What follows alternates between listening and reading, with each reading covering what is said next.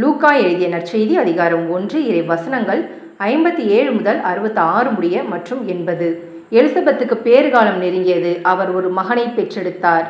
ஆண்டவர் அவருக்கு பெரிதும் இரக்கம் காட்டினார் என்பதை கேள்விப்பட்டு சுற்றி வாழ்ந்தோரும் உறவினரும் அவரோடு சேர்ந்து மகிழ்ந்தனர். 8ஆம் நாளில் அவர்கள் குழந்தைக்கு விருத்த சேதனம் செய்ய வந்தார்கள். செக்கரியா என்ற அதன் தந்தையின் பெயரையே அதற்கு சூட்ட இருந்தார்கள். ஆனால் அதன் தாய் அவர்களை பார்த்து, வேண்டாம், அதற்கு யோவான் என பெயரிட வேண்டும் என்றார். அவர்கள் அவரிடம், உம் உறவினருள் இப்பெயர் கொண்டவர் எவரும் இல்லையே என்று சொல்லி, குழந்தைக்கு என்ன பெயரிடலாம், உம் விருப்பம் என்ன என்று தந்தையை நோக்கி சைகை காட்டி கேட்டார்கள்.